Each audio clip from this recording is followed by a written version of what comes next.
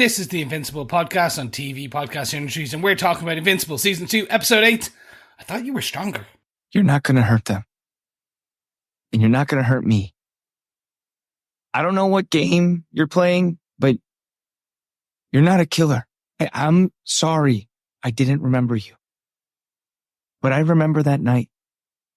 You were trying to save me.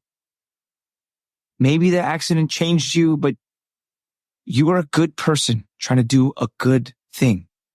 Saved you?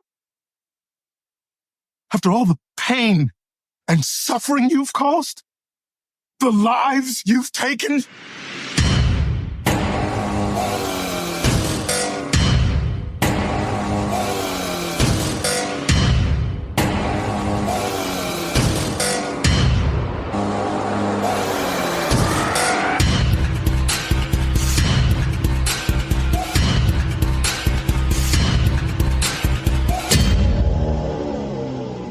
Welcome back, fellow Guardians, to the Invincible Podcast on TV Podcast Industries.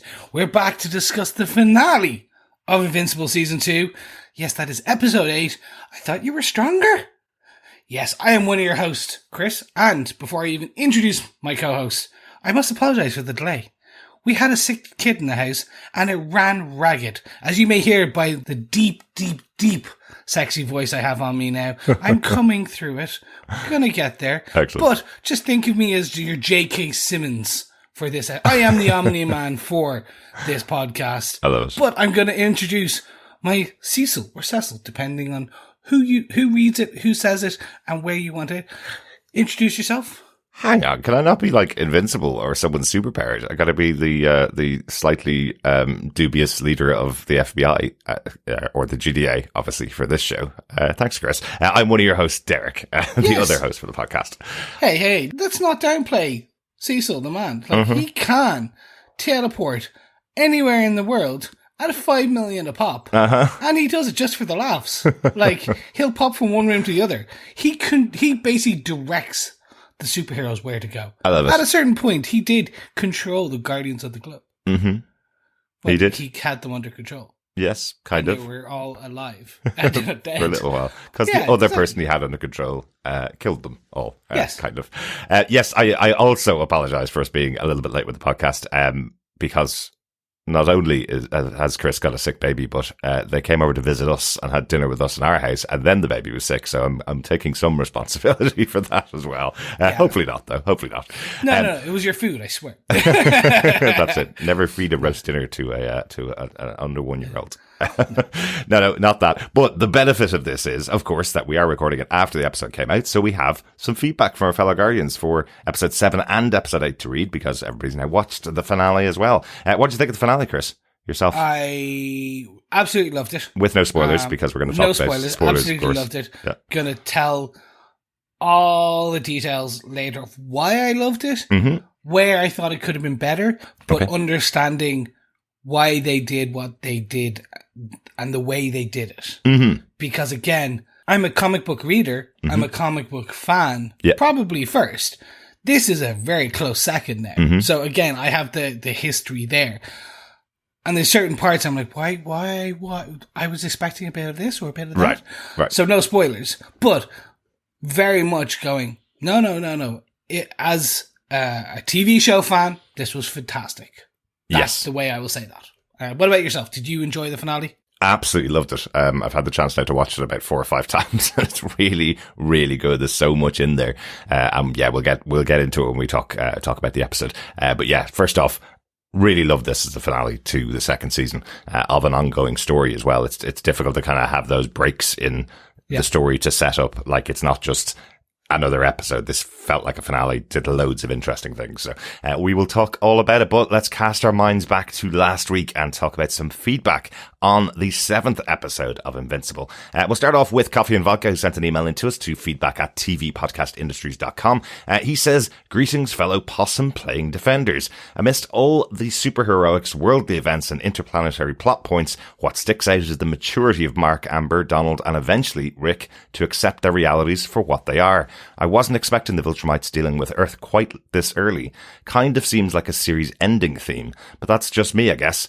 The rest of it all begs for a 22-episode season for all the closure required, and loved the meta moment about animation in the comic convention, answering fan questions in advance of season 3. Finally, as one of my favourite characters, I'm really hoping that Mom doesn't get Uncle Bend in this show. 5 curtly killed, cruise-crushing kaijus, rock-bottom robot boy toys, and unwelcome brainiacs out of 5. Peace and take care. Coffee and vodka. Excellent stuff, Coffee and vodka. I think we can safely say Debbie does make it out of this season, which is really good. So that's a real positive there. But this show being 8-episode seasons, I think, in general, my rule of thumb is usually 10 episodes is kind of where I like to have seasons land about 10 episodes. But these are really strong because they're 45 minutes to an hour, most episodes of the show. So we do get a lot more content in those 8 episodes than we get from most other shows that we cover as well. So particularly animated shows. So that's really positive for me. And knowing that we have a 3rd season on the way, as you say, with the little in-joke of, how long it takes to animate these things. That's pretty good. So at least we know something's coming. So I'm pretty happy with what we've landed on with these 8-episode shows, because they tell a really good arc and a real chunk of the story in those 8 episodes. Yeah. And technically you could say 9. Technically this season was a 9-episode if we include the special. The Adam special, yeah. Which was like nearly an hour? Mm-hmm. So again, that's, when all said and told, it's a strong amount of time that we get. Absolutely. Yes, I'd love more, but we know more is coming, so I'm okay with kind of how they do it. And I think they also they're not dropping any threads. There's literally a callback in episode 8 about something that happened in season 1. So, there's definitely time that there's in terms of the closure required. Absolutely. I think that's the key thing. Nothing will go unclosed. They will close every door. Yeah, and I suppose the other thing about episode 7, Anissa coming to Earth to go after Mark, I guess that kind of sets up the bigger moment when we'll probably have General Krieg coming to Earth in the future at some point. That's kind of probably the bigger moment with the Viltrumites, rather than just a Viltrumite coming to Earth to Mark. I think you're the one that mentioned this to me, Chris, back in season 1, where you have a fight between Mark and Omni-Man. You're going, and that's just 2 Viltrumites. Can you imagine if the whole force of Viltrumites come to Earth? Like, what that kind of battle would look like, And we've seen that part of that. We saw the fight between Omni-Man and 3 Viltrumites off planet. So yeah, if we get an army of Viltrumites coming to Earth, it's going to be massive. So they're kind of reminding us of that before we get to a bigger moment in the future, I guess.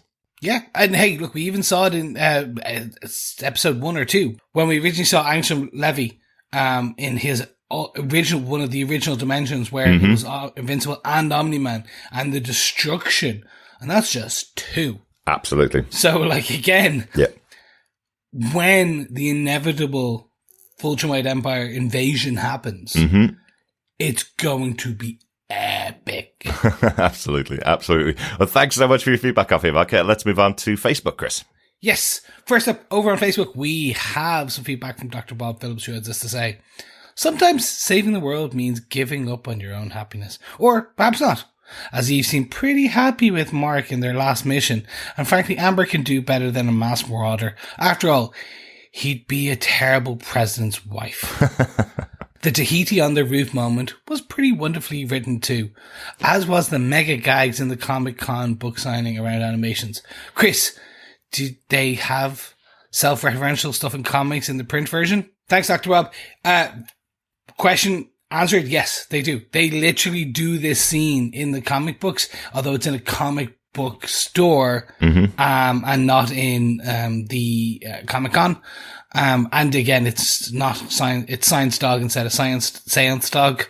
So those two have swapped, but same gag, except they actually just use panel shots. Yes. So it's I think it was a 9-panel kind of page. Yeah. And every panel, it's one panel of Mark and one panel of the artist, and they're the exact same panel. Yes. Literally, it's just boom, boom, boom, boom, boom, boom, boom, and it's the same gag. And then they go into the next page, and it's one of the same imagery. You're like, oh, hold on.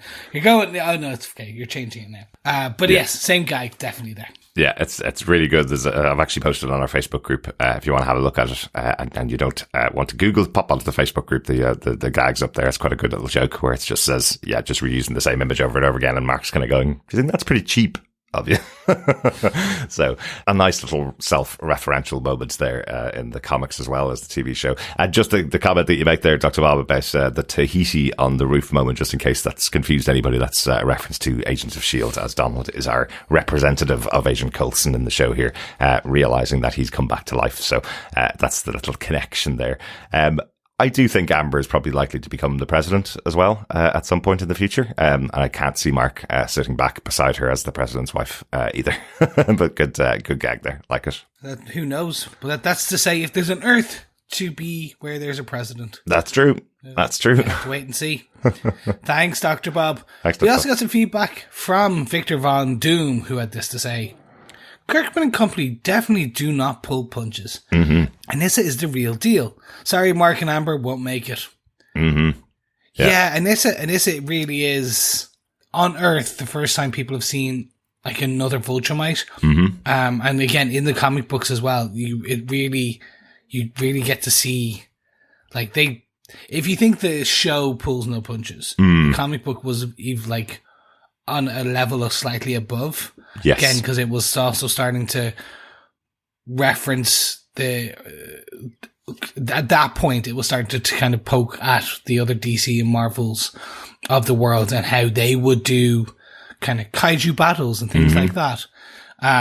So yeah, definitely Kirkman and Ryan Otley definitely do not pull punches when it comes to Invincible, the show, or the comic book. Absolutely. Great stuff. Thanks, Victor. And finally, for our feedback for episode 7, Karen, she says, loved the meta scene with Philip Schaff. It was so clever and right out of the comics, perfectly adapted for the series. I also love Rex and Mark's scene, the latter being a superhero by pulling his punches for Rex to defeat Davy Jones by himself. Donald's talk to Rick that we are not our bodies. Whew, that hit too close to home. I must admit that as a comic reader, I know what's in store for Mark, so I was never invested in the Mark and Amber relationship. Still, I smiled at their globe-trotting date and ached when the star-crossed lovers broke up. I must be misremembering, but did Anissa show up this early in the comics? I was on edge the entire time because of that thing she does. Part 2 of season 2 has been fire. Didn't realise it was the penultimate episode, and now I'm sad that we'll have another hiatus. I guess I'll have to listen to Philip Schaff, hey? I forgot to comment that Philip Schaff looks different in the comics. They drew him to look just like Ryan Otley here, right?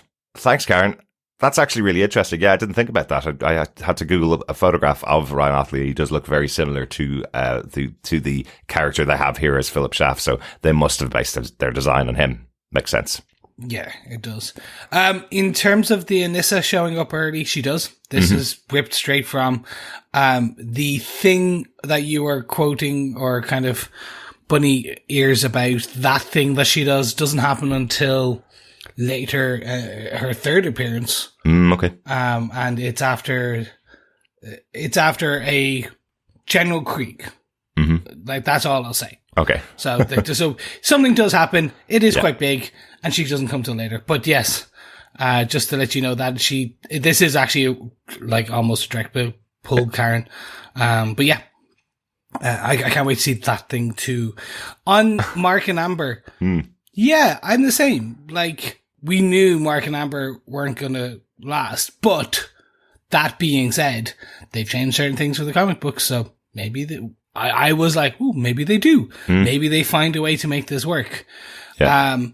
But they don't. But this globe-trotting date, it is beautiful. Yeah. It really is. It is just, it's that what if Superman went on a date with Lois Lane as a kid, as a teenager, or kind of a college student, I should say. Yeah, and it really does allow the rug to be pulled out from under you completely after the date, because you just don't expect some attack to happen at the point it happens during this date, where they're just out having a meal at the end of this lovely day away, you know. But I think it works really well, because for me, again, not having read the comics, the breakup of the two of them was one of the best moments of the season. I thought it was really well observed and really well written and really well executed on screen. So, had they extended a little bit longer than they had in the comic books, or I suppose kept the two of them together, then we wouldn't have had that scene, right? So it was worth it to see the breakup. Brilliant stuff. Thanks so much, Karen. Yes, thanks so much, Karen. And thanks to everyone for the feedback on episode 7. We'll have more feedback at the end of the show after we discuss episode 8. So, first things first. Derek, do you want to tell us who gave us what, where, when, and how with the episode details for episode 8, the finale of season 2, Invincible? I thought you were stronger. Absolutely. This, of course, comes from the comic book created by Robert Kirkman, Corey Walker, and Ryan Otley. This episode was written by comic book writer Robert Kirkman. So, he has his fingerprints all over this one. This is something that he used to do quite a lot on The Walking Dead. He'd take an episode of the show that was a really important episode, and he would be the one to write it. So, great to see he's continuing that trend over here with Invincible. And very hopeful that his relationship with Prime Video stays much better than his relationship did with AMC, so we can have him involved in the show till it ends. That would be nice, right? Oh, wow. I do not know what you talk about, but I'm assuming yes then. Kirkman wasn't involved in the Walking Dead TV show after about season 3 because of major breakups with the show. So, yeah. I think there's still a court case pending about the royalties that AMC have not paid him for their massive TV show that they made. So, oh, wow. Yeah. So that's why Invincible isn't on AMC. Let's say that. Yeah, makes sense. Yeah. Let's hope it definitely stays better. Absolutely. And the director of this episode was Tanner Johnson, who directed episode 3 of this season, This Missive, This Machination. So doing 2 episodes this season. Yeah, and we've seen that again across most of these. Where there's usually either they've done something in season 1 or they've done multiple episodes this season. Mm-hmm. Similar to the writer's room, they kind of pull together. Exactly. So, Chris, do you want to tell us what Robert Kirkman gave us with the finale of Invincible Season 2? I thought you were stronger. Sure. In the Vulture prison complex, Omni-Man tries to break out, proving to General Krieg that he's strong enough to be put to death. When he's being returned to his cell, Alan the alien, who's also a prisoner, reaches out to tell him they'll break out together.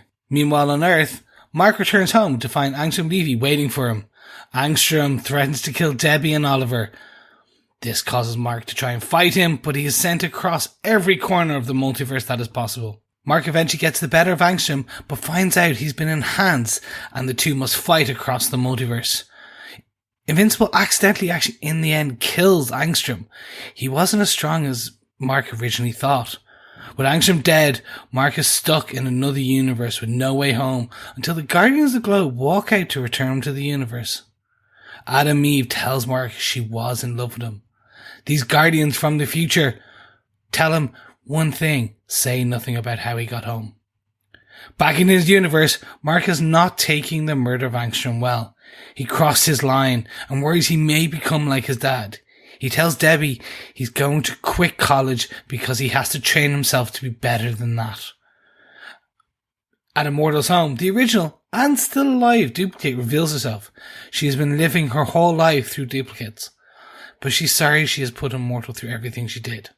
Wow, the return of duplicate. Bit of a shocker, huh? Yeah, it turns out number 1 was actually number 2 all along. Well, she's number 0. She's patient 0 almost. So they did set it up there so that I was watching the number 1 the whole time in the season, trying to find out was it definitely the number 1 that was killed in that scene with the Serpent Society, and turns out it was, but there was a number 0 beforehand. Yeah. So yeah, I love how this show twists on us. Yes, but there's a lot to discuss. So let's get into it, because there's a lot to discuss with our first top point, which is the prison break with Nolan and Alan. Yeah, this was an interesting one to start the episode with. Nolan fighting against his jailers. It absolutely felt like he was trying to break out there, right? Yeah. That he's trying to destroy everything around him. And then you find out that General Krieg has been planning this to see if he's powerful enough to be able to break out, then he's powerful enough to be killed by the Viltrumites. So they're going to put him to death. He has to be at full power before they kill him. So yeah, that's quite interesting. And as the episode goes on, he sent more and more people to beat on him effectively, and take away that power again, almost. Yeah.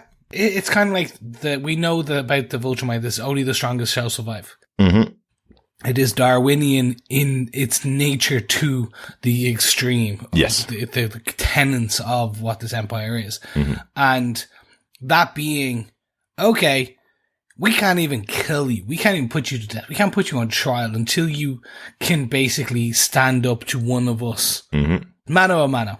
What I enjoyed about this is that we do see, like, Nolan is getting there. His strength is back. He does take down those guards. Yeah.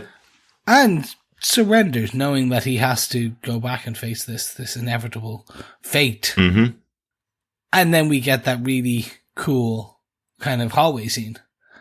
Yes. With Alan kind of just going, hey, yeah, there you are. I was looking for you. Hey, let's break out. We're gonna sort this. Only you and I can hear each other. Yes. And in the background, you do hear the guards going, stop looking at each other. What are you doing? Yeah, I thought that was really good because it plays off the little gag from last week with Invincible and the Immortal and Alan being the intermediary, and Alan having to tell Invincible that they can only have a two-way conversation through the minds. So you can't have a three-way conversation between them. So I like that it played off here while Alan talks to Nolan. And also that Nolan just calls him Alien rather than Alan. So as if he's got just total disrespect for him. Completely. But I do wonder about the beatings that Nolan's getting from the Viltrumites. It's almost like Queeg is trying to delay the execution of Nolan, because he made that offer to him when he was arrested originally and brought here to recover and recuperate. He made that offer that he could give up everything and join back with the Viltrumite Empire. And here he is, strong enough to escape at full strength, and then he's sending Viltrumites to go and beat him up and knock him back down again. It's almost like he's going, you are strong enough to be executed, but I'm not going to execute you right now, so I'm going to beat you until you have to go back into recovery again, almost, you know? But we do learn the one thing about Nolan that we can kind of start to gather from the books, the stories, the kind of thing that we do know. Nolan has been on a lot of adventures. He is probably high in the Empire. Mm-hmm. So the Earth posting is one thing, but the books that Mark finds in the season are his adventures of things he found when he was out on his trips around the universe. Mm-hmm. It's kind of his Rumspringa, if you're Amish or anything like that. Basically, your spring break. Right. Yeah, he's basically that thing between school and college. He's done a lot, and then went to Earth and kicked off everything. Yeah. And I think he does make that point when he explains to Mark about him being the protector on Earth. When he was having that conversation with him back in season 1, he explains that some Viltrumites were chosen, and he had the great honor of being chosen to be sent to Earth. So it's not all Viltrumites on every single planet around the galaxy. They've chosen specific high-level Viltrumites to go out to guard a particular planet or to hold on to a particular planet until they arrive to make it part of the Empire. So you're right, yeah, I would suspect he's quite high up in there. So, and again, we know from Queeg's conversation in the past and lines that he's said that the fact that they've turned Nolan is a big affront to the Empire. Someone as strong and high up in the Empire being turned by planet Earth is like a big affront to Queeg as well. So yeah, I can see that playing out in the future. But what plays out in the episode here is that Alan's plan did work. Alan pretended to be knocked out so he could get to this prison facility and find Nolan, and it turns out he was sent to the right one, and he finds Nolan, and then tells him in the post-credit scene, which we'll just talk about here because it's part of this storyline. In the post-credit scene, he tells him he's here to break him out, and he needs Nolan to join up with them so that they can take down the Viltrumite Empire. So he's basically here to recruit Nolan for the cause. Yeah, so we may see Nolan back on the main planet. So we'll have two Viltrumites and Alan the Alien as part of this kind of coalition of planets going against the Viltrumite Empire. Yeah, and it's interesting, I suppose, it brings in the mindset of Nolan as well. Now, we haven't really heard him speak it aloud very often. You know, he's saying, leave my son out of it. He's gone through too much already. He shouldn't be in this position because of things that I did. So he's really speaking out about that fact that Mark should be left out of this interplanetary war. You hear him saying he needs to make amends for all the things that he did. That great moment between Alan and Nolan where he's saying, you know, when I see lesser beings being hurt or injured, I feel sorry for them. And Alan kind of goes, you're saying that like it's a bad thing. That's not a bad thing. That's a good thing that you feel sorry for people being oppressed and killed. And so Nolan's changed quite a lot over the course of this story. And now, to make amends for the things he's done, it seems like he'll join up with the Alliance against the Viltrumites. Yeah. Quite cool. Who knows, he may get back to Earth. Yes, he might, Just wait and because see. his final line is, "I think I miss my wife." Yes, that is the one I was waiting for. Yeah. If they bring him back to Earth in the way, like towards the end of this, it's going to be so much fun.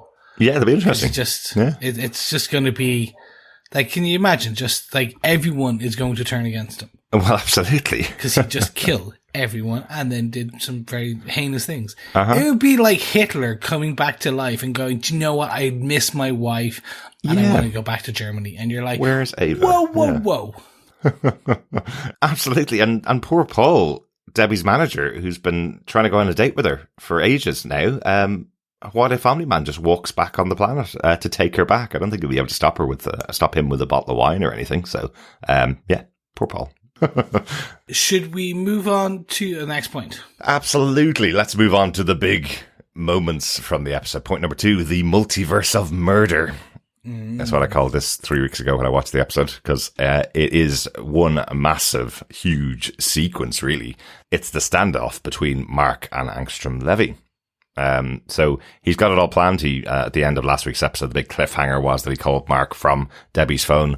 Mark answered it thinking it was his mom calling, and it is his greatest nemesis, in Angstrom Levy's mind, is sitting there waiting for Mark to return home. And as he does, Mark kind of surprises him by saying, "Oh, you're that guy, aren't you? Are you that guy? What are you again?" Whereas it's been Angstrom Levy's entire purpose for the last couple of months to take out everything that he's been feeling on Mark, everything that he destroyed. He wants to take it out on this version of Invincible. And to be fair to Mark, he deals with a lot of villains. Mm-hmm. There's been a fair few things going on in his Absolutely. life since this season has started. Yeah. On top of that, it was one fight. Uh-huh. And it's very much, it harkens back to the Doc Seismic joke from season 1, Mm-hmm. where you see Doc Seismic come back like 2 or 3 times. Yeah. And he's just like, "Do you not, oh my God, I am not that." And they just like basically almost pick him up at one point and just kind of put him down. So, Yeah. "No, you stay there, bad Doc."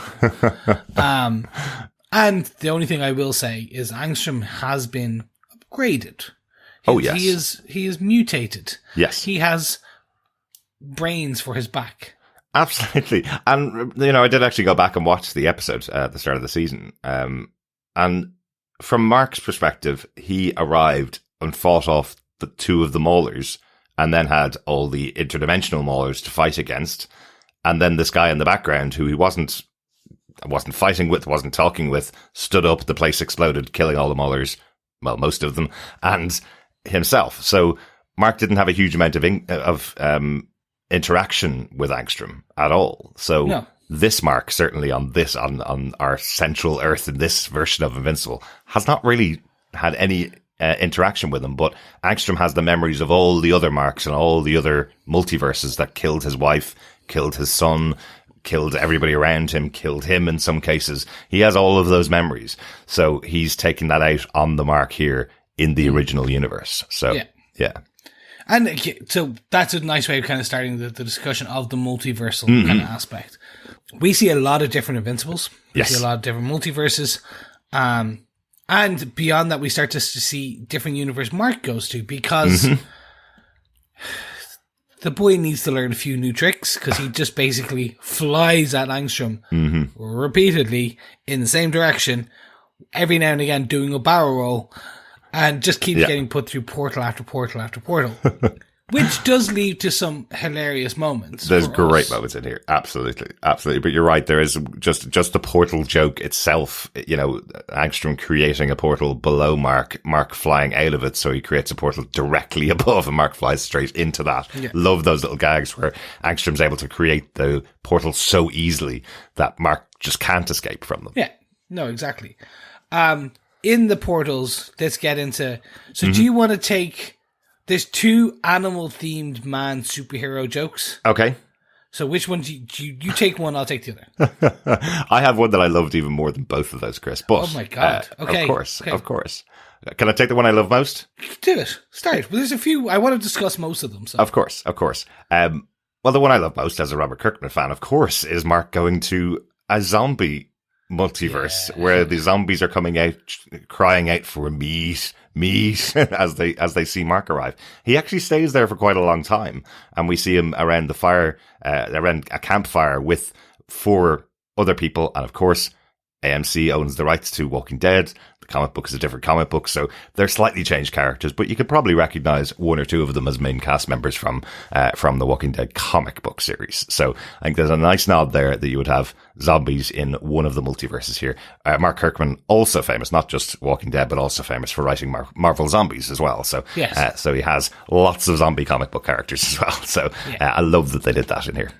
Yeah, and then for me, Agent Spider, Professor Octopus. Mm-hmm. Just so on the nose. It's just perfect. It's great. Like, absolutely great. They pull the scene directly, like the look of when Professor Octopus has Agent Spider with his tentacles is from Spider-Man 2, the Sam Raimi ones. Right. It's literally the same kind of style. The voice actor of Agent Spider is Spectacular Spider-Man. Yes, Josh Keaton. Yes. Yeah. So we have that, and it's just fun. It's just a nice, and it's also, it harkens back to, like, this is a point that they did in the actual crossover that they did, not in this, but there was a crossover between Spider-Man and Invincible and a multiversal kind of one-shot fun thing. Very good. They did.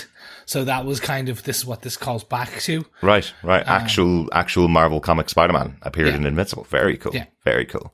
I'm sure quite difficult to get the rights to do that for the show here. So I did see Robert Kirkman mentioning about casting Josh Keaton as the Spider-Man here, because they wanted a person that had at least voiced Spider-Man in the past. You know, would you get the guy that does the video games one? Would you get the guy that did the 90s Spider-Man cartoon? But here you have, Spectacular Spider-Man coming in and revoicing the character, someone that people wouldn't recognize instantly. It was kind of the approach that they were taking. So very cool. And also a big one, even though it's not a Spider-Man from Marvel, that he absolutely references the fact that he just saw Portal. He knows about the multiverse. He's had a lot of dealings with the multiverse, especially recently, which he has with the Into the Spider-Verse movies and the Marvel MCU movies, where Spider-Man's gone all the way throughout the multiverse, right? Yep. The Spider Society is everywhere. Yep. Okay, let's talk about the other one. Absolutely. The one that is definitely not a DC character. As Robert Kirkman has said, it is definitely not the DC character you're thinking it is. Mm-hmm. Yes, of course it isn't. Because, like, you're a man who dresses like a bat. Do you not think it's really lazy to call yourself Superman? It was so good.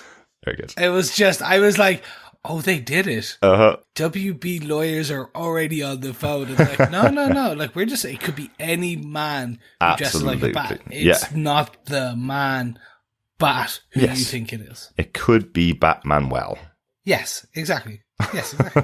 From the Tick. Batmite. Yeah. Batmite is actually a DC character as well. Yes, yeah. Yes. Well, Batmanuel was from the Tick, and the Tick was on Prime Video, right? Yeah, so, exactly. that's who it was. Definitely. Yes, we didn't see him completely.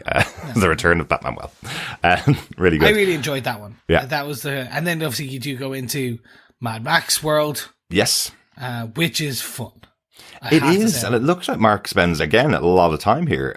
Mark being pretty super powerful, as we know. He is invincible. Yep. And he seems to have, he loses his shirt there. He gets that massive black eye that he carries for the rest of the episode in Mad Max World, where he's been left. So, he does seem to be really angry at this stage.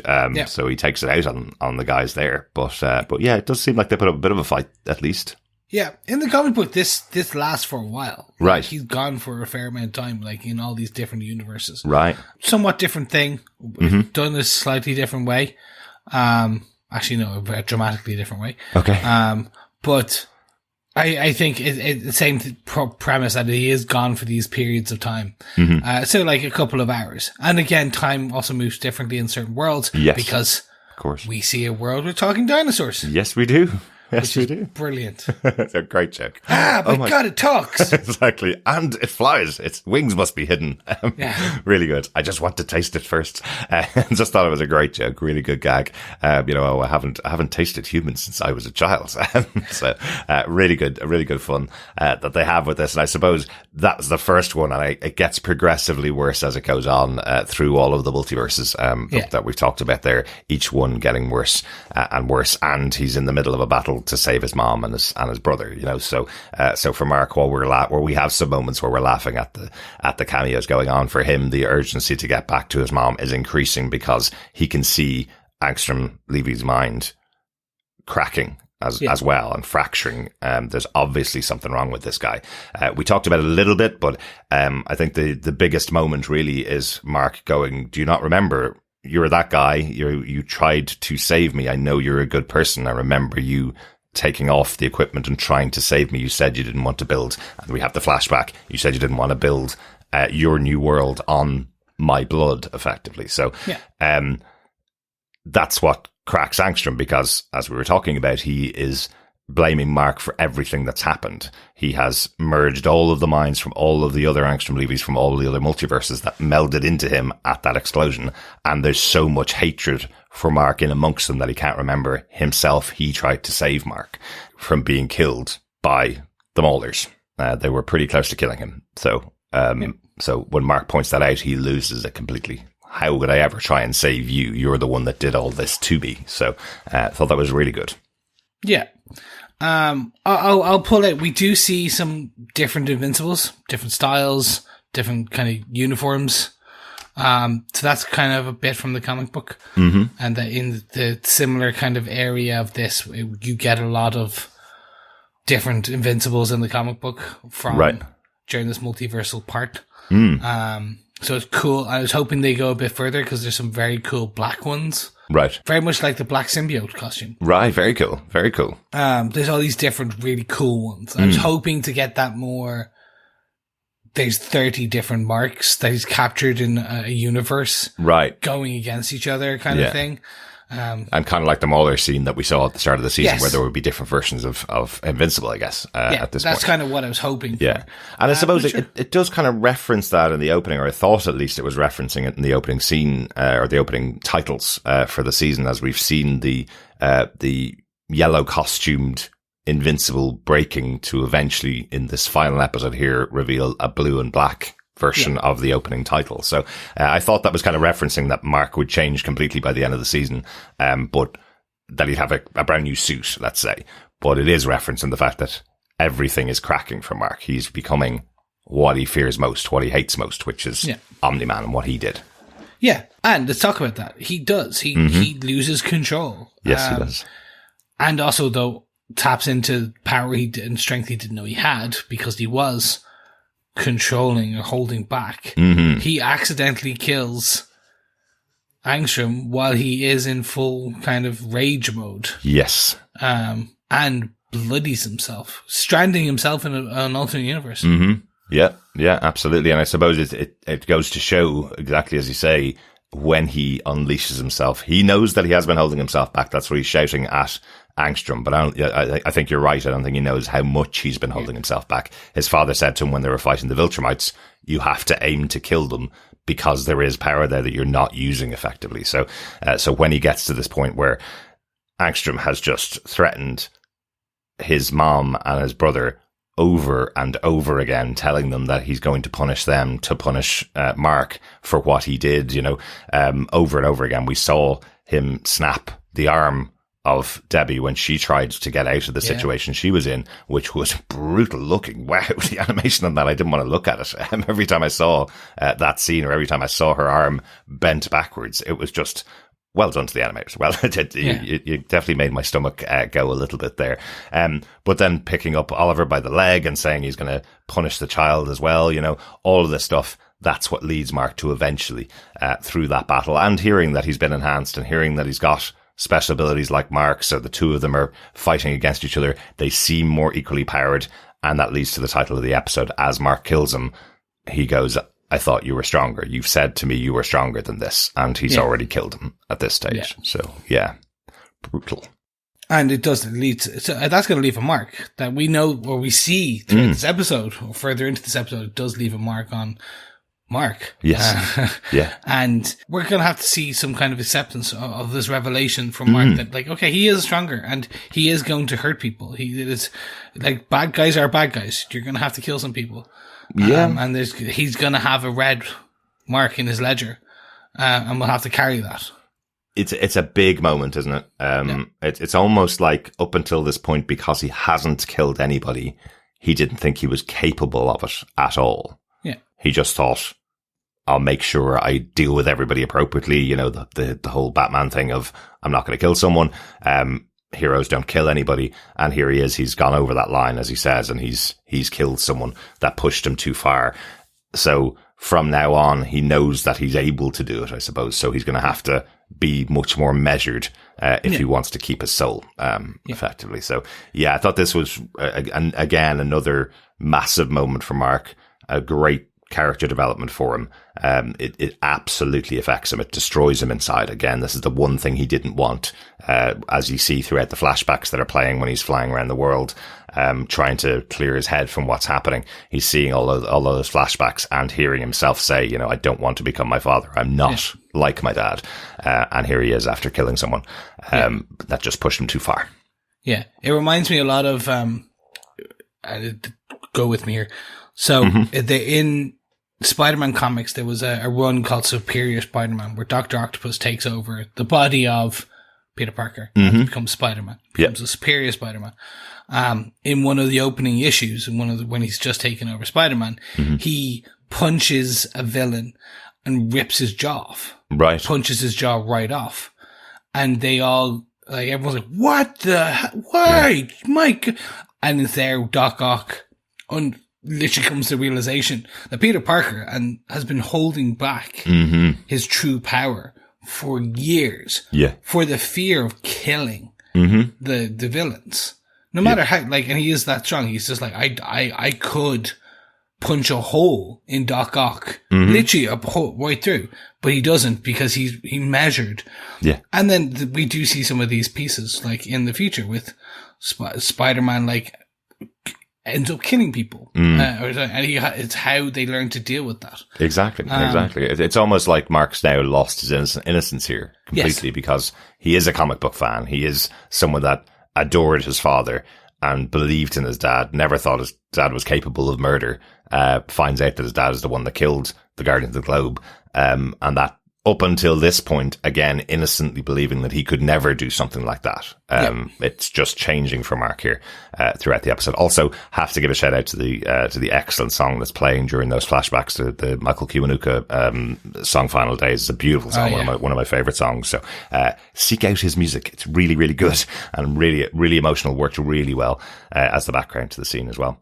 Anything else in the multiverse of murder we should be talking about, Chris? There's obviously how he gets home. The time-traveling Guardian of the Globes. Yes. So, just very quickly, just to make sure, in case anyone got it wrong, this is a Guardians of the Globe from his universe, from the future. Yes. Because it took them that long to figure out how to travel the multiverse to find him and bring him home. Yes. But he does go home back to his universe, but at the time of when he left. So, what the Guardians that we saw are a possibility. Yes. They're not confirmed future. And they say that the Mark that they're picking up now and bringing back to around the time that he left, he eventually did get home to a world that's a much worse place. And that Mark was forever changed by what happened to him here in this exile almost. Yeah. So I think that's got so much stuff in it to unpick or to wonder about or to question about what would that alternate future be like. There's also, of course, some members of the Guardians of the Globe that we have no idea who they are. I've never seen two members of the team that are there with Rudy and with Adam Eve and with Monster Girl. There's two other members of the team. I have no idea who they are. And you talking about the guy with the big hammer? Yep. Looks like Thor. Yep. He's from Capes and Crusaders. He's from a different team. He's in the universe again. It was just a nice. They will not. I'm assuming that's probably the last we'll see of him until much later in another season. Exactly. And also interesting to note that Immortal isn't there with them as well. So Immortal, the character that continually comes back over and over again and joins the Guardians of the Globe, he's not there. And that seems to be the first time I think the Guardians of the Globe have been seen without him. And we know he left last episode as well. So that's quite interesting that he didn't come back for the entire 20 years, or something else has happened to him in the universe that meant that he isn't part of the team anymore. Yeah. And Adam Eve is leading the team. She is notoriously not a member of the Guardians of the Globe and keeps being asked to join the team over and over again, which is also quite interesting. Yeah. So they made the decision to go back into the past, pick up Mark at this point and bring him back to his world at the time that he left, roughly, because their world is much more changed by Mark coming back much later, which is interesting. Yeah. What does it all mean, Chris? What does it all mean? I have ideas, but I won't spoil it. The one thing we will end with, and we'll move on to our next point, is the bombshell that Eve drops on Mark before she leaves. Yes, the least shocking bombshell that's ever been in this show. They probably set this up often enough that I was expecting the two of them to be together. I'm more surprised that Amber and Mark were ever together as a couple when Adam Eve was so obviously there. But I do love the moment where she stops him just before he goes through the portal and says to him, "I'm in love with you. I have been for a very long time. You need to tell Eve that you love her or you don't love her so she can move on with her life." Meaning this Adam Eve has never moved on from that thought about Mark, has never moved on from this idea that she could be in a relationship with Mark. So it's quite a big moment, really, for Mark to realize that. And will lead to some serious things in season 3, we can only assume. Yes, it might, but it does lead to one other scene in the episode where Mark sits down with Adam Eve, who wants to give him a shoulder to cry on, and absolutely thinks of telling Adam Eve at that point, whatever it is, whether he loves her or doesn't. He absolutely thinks he's about it, thinks about whether he's going to tell her, and then stops himself. So that, as you say, will be held over, I guess, till season 3. But interesting that he was going to tell her straight away. For some reason, when I was watching that scene, I was kind of hearing the future Adam Eve going, "Look, we got you back to your time and place. We did all this for you. We used a time travel machine device and we used portals to get you back to your place of origin. All you need to do to pay us back is tell that Adam Eve that you love her or you don't. That's the payment for what we did for you." And Mark kind of goes, "Yeah, I'll wait till later. I'll bank it for now. It's fine." He's going through a lot. I understand. So I get it. But I just thought it was kind of funny that he didn't do the only thing she asked him to do. Yeah. Okay. I think that's it for our multiverse of murder. Mm-hmm. Yes. Let's get on to our final point of the episode. Yes. Final point for this episode is the one and only Duplicate is alive. I know we mentioned it earlier on, but I was totally surprised by the return of Duplicate. We did get a piece of feedback that said that there was a future for Duplicate in the comic book, so I should have been expecting it. But to have her come back and effectively say that we've never met Duplicate at all in the series, we've never met her throughout the series. She has been living her life through duplicates and was about to just walk away, except for Immortal.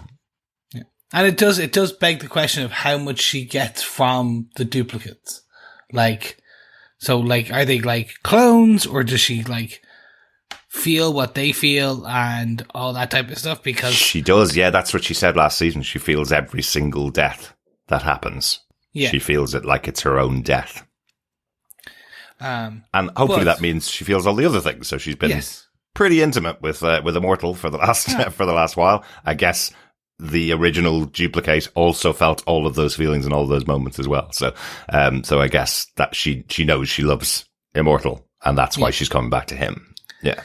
And it does, the only cool thing as well, one of the cool things this discovery does lead us to understand is originally it was only the OG who could duplicate.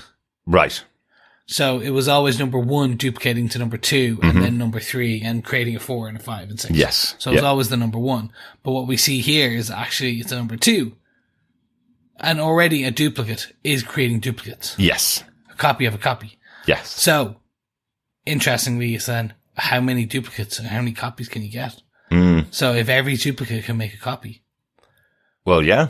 There you Absolutely, go. yeah. An army of duplicates. The world covered in duplicates. Yes. That could be, And she could be the feels way to them go. all die. Yes. Well, absolutely. But, again, we've said how many times we've seen duplicate die ourselves just in this season of the show, or these 2 seasons of the show. We've seen her die quite a lot. So yeah, that's really interesting to think how many would she even want to create? Could it drive her mad if there's 30 copies of her all die at the same time? Could that drive her insane, feeling all of those deaths at the same time? Oh my God, yeah. I was just thinking of a bomb going off. Yeah. And that's that would be terrible. It would be pretty awful. Pretty awful. Yes. It's a good news for Immortal. Exactly. Like, we see them in Embrace, and it begs the question of where they go in the next season. Yeah, absolutely. So I guess they don't have to return to Guardians of the Globe. She said she was going to run away and has gone to Immortal. He said he's left the Guardians of the Globe. I know he has been told he's gone on holiday, but maybe they'll go off together and hide out. Yeah, and maybe there's a planetary scale need for them to all come back together. Yes. Think like the Avengers. Exactly. Like the Viltrumites attacking. Yes. At some point in the future. Maybe. Who knows? But that brings us to the kind of end of pretty much all our points. Yeah. Do you have any other notes you want to talk about? Yes, absolutely. I want to talk about Cahor again, because I think it is absolutely hilarious. This is a joke created for the show, which was in season 1. Cahor is the mummy that's rising from its grave, from its tomb, in Egypt. Last season we saw Mark and Nolan flying overhead, raising loads of sand and covering his tomb, sealing him inside. And this season we see the daughter of the original archaeologist that went in, to find the tomb of Cahor. We see her and a superpowered, friend break into the tomb again. Him realizing they're women, he can't escape through their bodies because he can only escape through the body of a man. And then Mark once again flying overhead and covering it up in sand again, thus denying Cahor the ability to leave his tomb again. So I love this funny joke that they have effectively of Mark stopping a problem from happening, even though he doesn't know it at all. He doesn't know that he's saving the world from Cahor's exit from his tomb. I think that's hilarious. Yeah. And it's like a planetary scale apocalypse level thing. And it's like, just doesn't even notice. It just happens by happenstance. And you chose absolutely the right word there, Chris. Just to say apocalypse from the X-Men. That's exactly what this character is based on. Him coming back to the world could kill the entire planet is the way that is the joke effectively. So, but the fact that he keeps being stopped by Mark flying overhead, I just think is a really good joke. Also to mention, Chloe Bennett plays the superpower character in the women that are going into the tomb of Cahor. Chloe Bennett being Sky or Quake from Agents of S.H.I.E.L.D. Yes, Agents of S.H.I.E.L.D., but maybe MCU at some point in the future. Hopefully. Maybe. We've been denied many times, unfortunately. Yes. But, yeah. But with the multiverse coming up, who knows? Absolutely. There's just one other thing to mention, because it's cute as hell. Rudy and Amanda finally sort themselves out, and they might actually get their second date. Yes. Not really cute. This is cool, because again, I think when we were talking back in episode 1... But yeah, I hinted of where they kind of go. And I was saying, I hope they don't change this because it is a lovely storyline. The Rudy and Amanda, like Monster Girl and Robot being together and how it all kind of blends and what happens. And I was unsure if they will. Because like, again, it does require some things to happen and stuff like that. Okay. So I'm just like... Things happen in this show, Chris. Things happen. Sorry, let me rephrase that. It requires some questionable storylines to happen at a speed. Okay. That makes sense. Okay. In other words, I don't know if we would get to it in season 3 or 4. That type of thing. Yeah. But so this kind of rumbling in the background of maybe one Yes. date a season seems like a very small amount of time they spend. I don't know whether you have the answer to this question or we're supposed to know the answer to this question, Chris. How old is Amanda, who's 29. Monster Girl? So she's coming up to her 30s effectively, Yes. and we know that she's aging backwards. I just couldn't remember if we'd seen her as a character of the same age as Mark or older, or is she staying around the same age as Rudy is, a couple of, 8 or 9 or 10? So, good. Thank you for having that answer for me. I don't even know where that came from, though. I think it was basically, she's 29 now. She's been, I think it's because I started rereading the comics again just as we finished this season.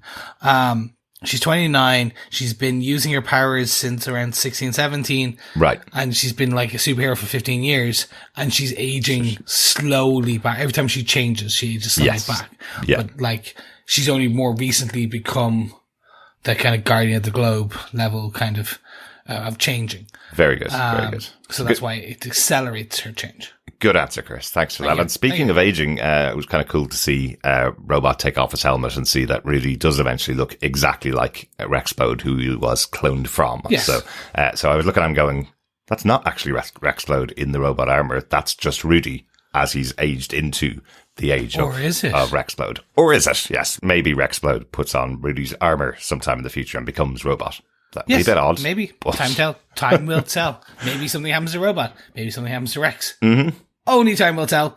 Exactly. But that requires us to get to the future and into season 3. Mm-hmm. Absolutely. So what are the final thoughts on this episode? What do you think in the end of Invincible season 2, episode 8? I thought you were stronger.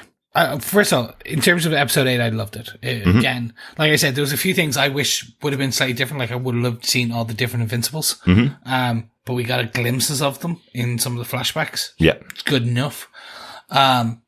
And overall, I enjoyed how they set it up, how they delivered a lot of the stuff, and really just the kind of signed, sealed, delivered bow on top of the package that is the season 2 story. Mm-hmm. Like, kind of, they wrapped everything they thought up. They did it the right way. For me, the whole series of season 2 has been expertly crafted. Yes. They amped up the emotion. They amped up everything the right way. Mm-hmm. The action was better. The animation was better. The synchronization of the music to the narrative it was just, for me, it all sung the right way. Yeah. And I'll even say, like, okay, the hiatus in between was tough. But it worked out fine. Absolutely. Like it did. So like it worked out in a grand way. Yeah. So I think overall, I absolutely loved this episode and I loved this season. And I'm kind of chomping at the bit for season 3. Absolutely. What about yourself? What do you think of this episode and then kind of ultimately on the season? Yeah, I loved this episode. I thought it was a brilliant finale. I mentioned earlier on, I've probably seen it 4 times since the first time we saw the episode. We were supposed to record a couple of weeks ago when we were looking at the finale, and it gave me a couple more times to be able to watch it and appreciate the storytelling in the episode. I thought it was a really satisfying end to this series. And it's funny you mentioned it, Chris, that the hiatus was tough, but it worked. I think how it worked really added to Mark's moment of looking at Angstrom Levy and going, who are you again? Because you're kind of going, we actually haven't seen him. We've seen him as the audience a little bit more than Mark has, but from Mark's perspective, it has been a massive amount of time since that one fight he had back in episode 1 of the season. So of course he would be kind of going, who's this guy again? So it helps us by having that couple of month gap to kind of feel that through Mark, I suppose, which I thought was really good. But I think they're just doing a stellar job on the show of selling the story of this kid who always wanted to be a superhero, take after his father, and now turning into the one thing he hates, which was his father on his worst day, his father being a murderer, and now Mark is a murderer. So that's a massive moment. It's sold really well. It's broken Mark quite considerably, and I expect that's going to be something he will take a while to come back from in the future. But even the enjoyment of the multiversal battle itself, I thought it was fantastically structured. We've seen multiverses quite often now, so they can use a bit of shorthand here in Invincible, playing off other multiversal stories that we've seen in superhero comics and superhero movies in the past. So that probably aided them quite well, so they could actually get to a really quick joke, or they could get to a really serious moment very quickly without having to explain the rules of the multiverse, which I thought was really good. And there's lots of excitement here. The idea that we could have Nolan joining up with the battle against the Viltrumites in future, I think, is really interesting. The return of Kate was a real shock for me. I thought that was a really big moment. So, really excited for another season of Invincible. Really happy with what they delivered in these 8 episodes this season. So, looking forward to seeing more in the future when we get back to it next season. Yes, and hopefully, unfortunately, it's not destined in terms of times. There's no schedule. There's no maybe New York Comic Con later in the year. We might get a date for next year of when we might see it. But let's wait and see. Maybe, but let's just take the advice of Philip Schaff from last week's episode. It'll be here when it's here. Animation takes a while, and we appreciate the animation being as good as it is when it eventually gets here. So we'll wait for it. We're happy. Yeah. Satisfied little Invincible fans over here. Yes, exactly. So, we know what I thought. We know what you thought. Let's go on over to our feedback section and hear what some of our fellow Guardians have to say and think about this episode. First up, we do have some feedback from Patrick Lemke, who had this. Regarding a certain moment, them leaving what Mark saw to the imagination instead of showing it was visually brilliant storytelling. Mm-hmm. It didn't glorify what happened, giving the moment even more nuance. I think he's talking about the Angstrom section. Yes. And for me, they could have shown the moment similar to, they could have done a very similar moment to when Omni-Man and Invincible were fighting on the, in the train scene. Yeah. And it was just it was just blood and it was just pure horror. Yeah. You don't need that because this is a nuance about breaking Mark's character, versus just doing a kind of, and I love this, so it sounds worse than it comes out. A boys' moment where it's just like Translucent Man exploding all over someone. Like, it's just, that's a moment for blood and to move Huey forward.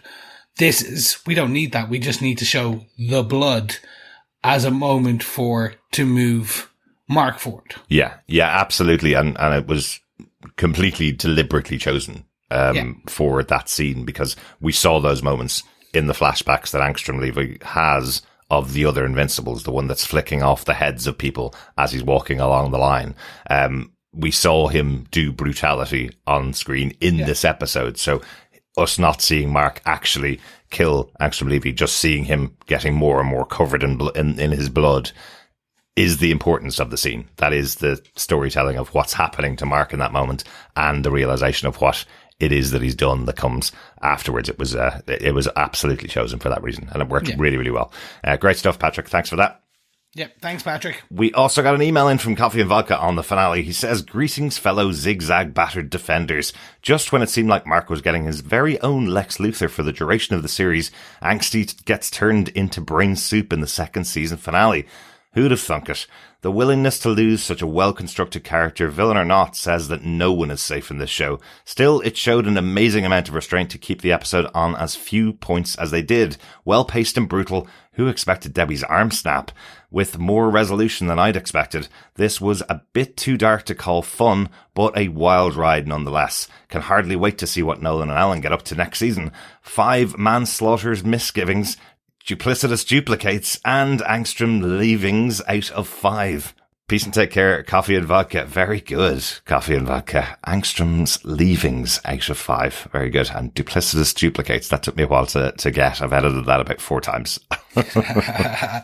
I will say that the bit too dark to call a fun wild ride nonetheless. I agree, but I also disagree. I think this is very much the Invincible universe that I'm used to. Right. And that we've kind of seen throughout this season. That it's not your Marvel. It's not your DC. It's not your kind of more upbeat cinematic kind of universe. It is the more boys-esque. It is the more that type of adult animation, adult storytelling. And it's the real life aspect of what would happen if this type of things happened. Absolutely. So I think, yes, it's dark, but there's still been some pops of levity and humor. And Doc Seismic, that he's popped up a few times. Yeah. That type of thing is still there. I would call it fun, but I'd also call it dark as well. And a wild ride. All three. Yeah, absolutely. I do think they choose their moments for comedy really well. When they want it to be funny, they're able to be funny, and they're able to turn a scene very quickly afterwards into a very serious scene. And yeah, you're totally right. A wild ride is a great description of the entire season, and particularly this episode. Great stuff. Thanks, Coffee and Vodka. Thanks, Coffee and Vodka. Next up, we have some feedback from Dr. Bob Phillips, who had this to say. Oof. Some of the comical, some of the sly satire of the other properties, love Doc Ock and Webby, and 145% of the heightened violence to bring home the messages. Mm-hmm. There aren't any untainted heroes. Women and children are objectified and tortured to bring about an end. Things rarely happen to the ones who deserve the things. And prison procedures should include scanning for telepathic enhancements. You'd think that as well, but yeah, but maybe they don't think that Alan the alien has that ability, so why not even bother looking for it?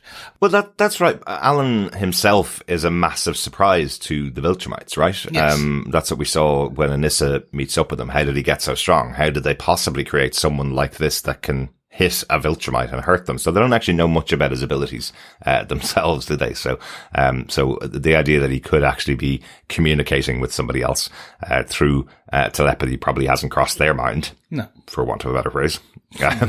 No, 100%. And I think in terms of the torturing of women and children to bring about an end, again, that kind of brings what it is, the Invincible Universe, the dark nature, that like the arm snap, you would not see that on like Webby and Doc Ock doing that. Like, absolutely.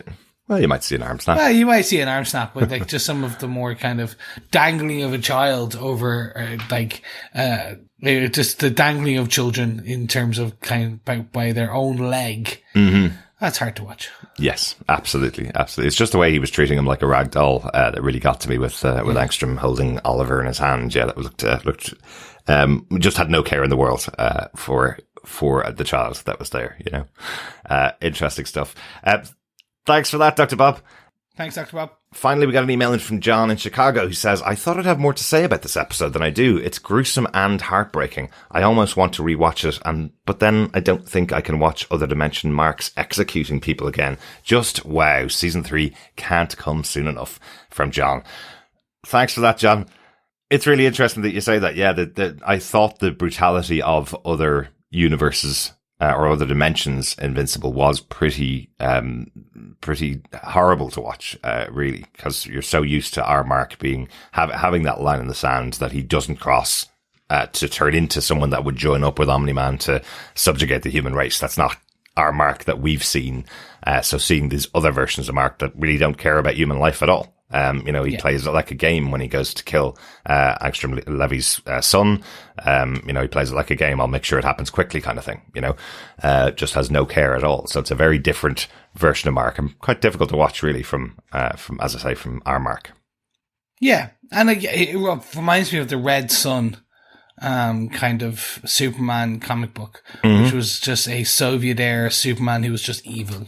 Yeah. Or I think it's, which is the other one where it's Superman, Joker kills Lois Lane. It was also a video game. Injustice. The Injustice universe. Yes, exactly. Yeah. So that's those two where you see a character who you're so used to being good, being a Boy Scout. Being the best of us, yes. Being the best. And then being so completely changed. Yes, exactly. So yeah, no, it definitely is changing. But again, similar to what John said, it's like, season 3 can't come soon enough. It's going to be, I think a lot of people are going to start asking questions of like, can we have a date? Can we have a time range? Is it 2025? Is it late 2024? Earliest I think we'll get it is San Diego Comic-Con in kind of June or July. Yeah. And I'd say latest would be, some hint would be kind of October, November in New York Comic-Con. But only time will tell. Well, exactly. Great stuff. Thanks, everybody, for your feedback so far. You can keep sending it in to us. We will be here. We will be back on the Invincible and the Boys podcast when the Boys returns for season 4, but we will be reading any thoughts that you have about Invincible if you send them in to us later. You can email them to us to feedback@tvpodcastindustries.com, or you can join us over on our Facebook group where we have spoiler posts for each of the episodes. If you want to talk about something specific, you can leave it up there on facebook.com/groups/TV Podcast Industries.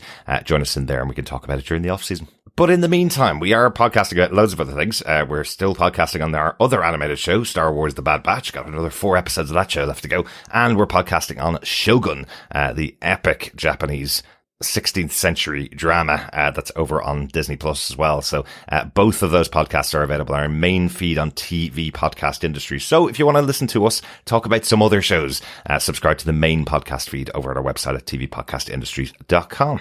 And yes, as Derek said, we'll be back with the boys in just a few mere months. Yes, weeks. June 12th, 2024 for season 4 of The Boys. Yeah. Yeah, who knew it would be so close?